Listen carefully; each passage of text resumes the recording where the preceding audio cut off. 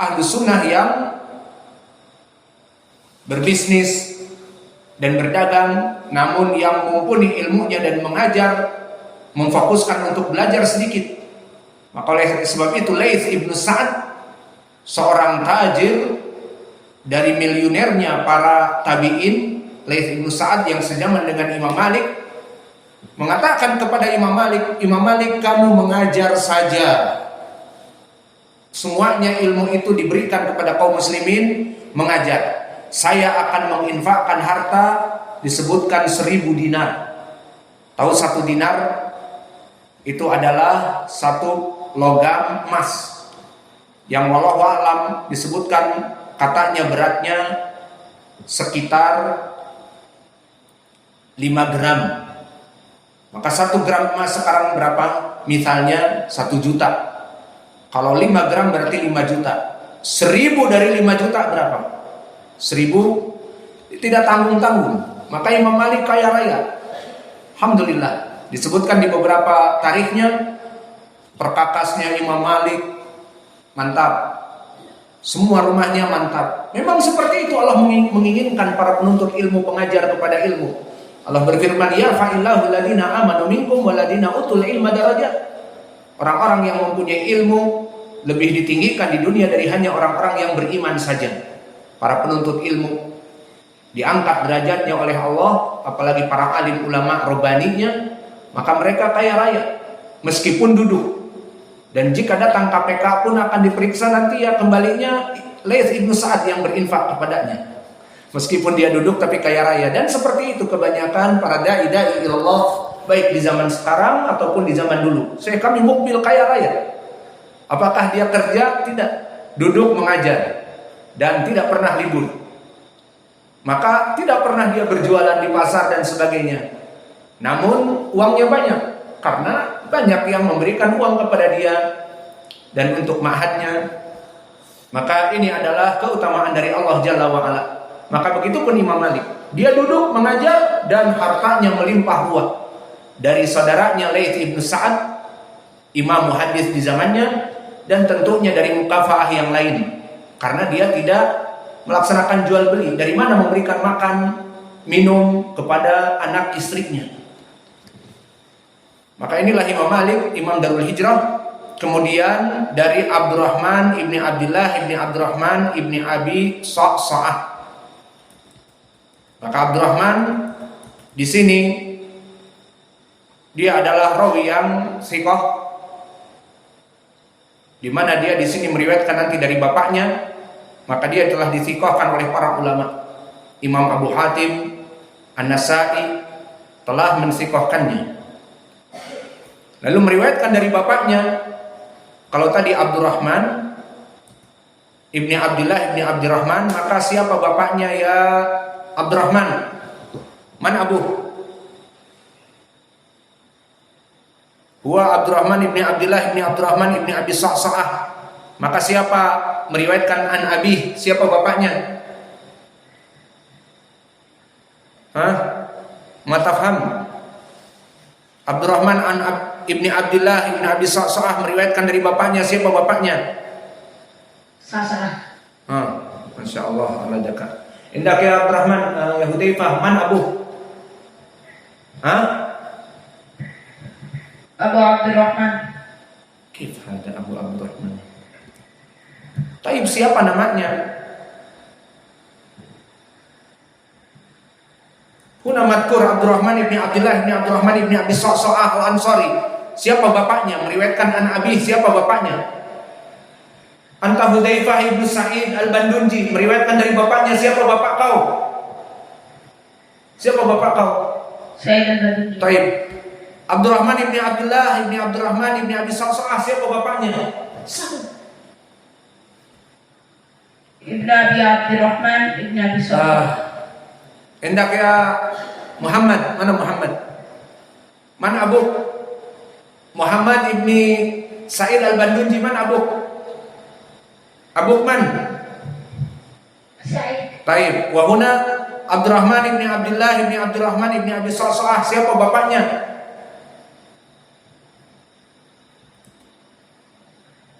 Abdurrahman Ibnu Abdullah, Ibnu Abdurrahman, Ibnu Abi Sa'sa'ah meriwayatkan dari bapaknya. Siapa bapaknya?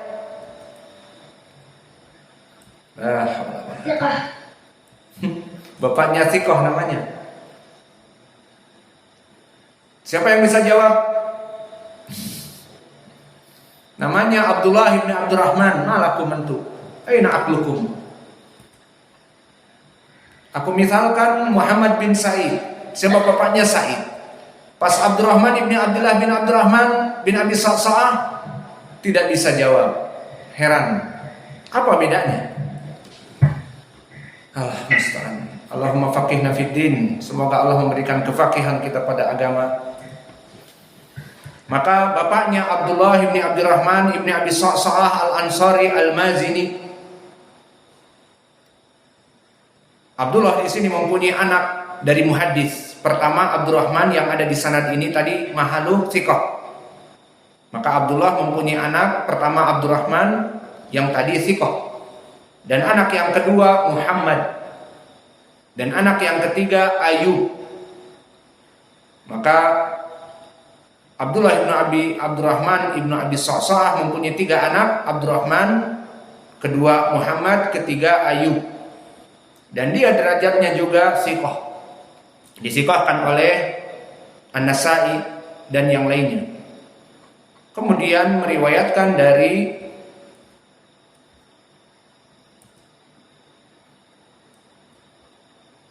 Abi Sa'id Al-Khudri.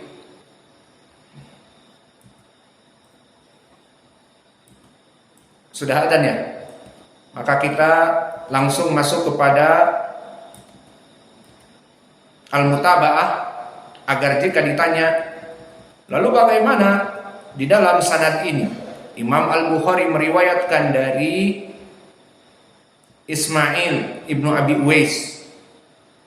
Maka disebutkan oleh Imam Al-Bukhari, zada Ismailu ibnu Ja'far an Malik an Abdurrahman ibni Abdullah an abihi an Abi Sa'id akhi Qatadah ibnu Nu'man anin Nabi. Demikian disebutkan oleh Imam Al-Bukhari. Maka ucapan ini adalah ucapan yang dinamakan dengan istilah mu'allaq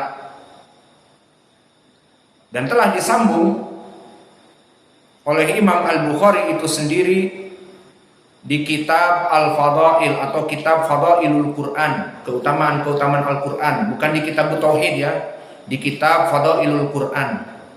Maka disebutkan oleh Imam Al-Bukhari di bab Fadlu Qul Huwallahu Ahad. Fadlu Qul Huwallahu Ahad.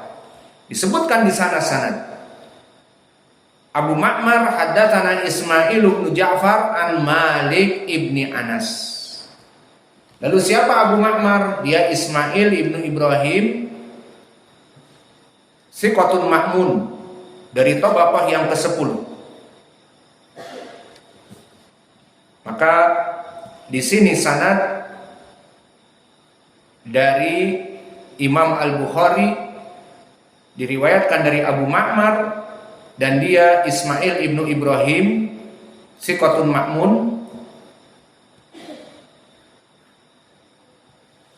Kemudian meriwayatkan dari Ismail ibnu Ja'far. Kemudian meriwayatkan dari Malik.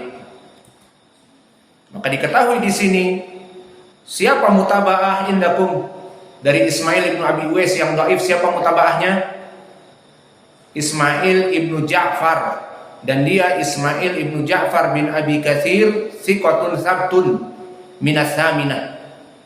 Maka dia adalah rawi yang di atas derajat thiqah. Telah dithiqahkan oleh Abu Zur'ah, Imam Ahmad, An-Nasa'i, dan juga Yahya ibnu Ma'in.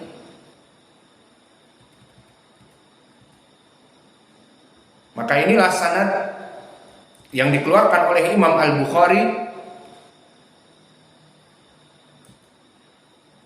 di dalam kitab Al-Fadail dari jalan Abu Ma'mar haddatsana Ismail bin Ja'far an Malik ibni Anas. Maka setelah itu sanadnya sama. tentang keutamaan hadis ayat Al-Quran surat Al-Ikhlas. Kemudian di sana disebutkan dari Abi Sa'id Al-Khudri qala akhbarani Qatadah ibnu Nu'man. Di dalam mutabaah itu disebutkan dari Abi Sa'id Al-Khudri akhbarani ahi, berkata saudaraku Qatadah ibnu Nu'man anin Nabi sallallahu alaihi wa ala alihi wasallam. Maka Qatadah ibnu Nu'man di sini siapa? Sahabi. Maka tidak berpengaruh di dalam sanad ini. Maka dari sini kita mengetahui siapa tadi mutabaah, Ismail ibnu Ja'far bin Katsir. Siapa dia? Thiqatun sabtun. Dan juga telah datang dikeluarkan oleh Imam Al-Bukhari jalan yang lain.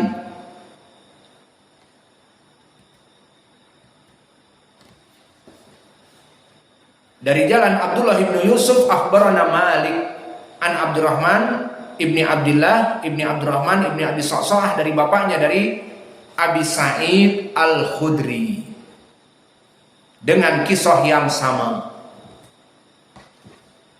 Berarti kalau begitu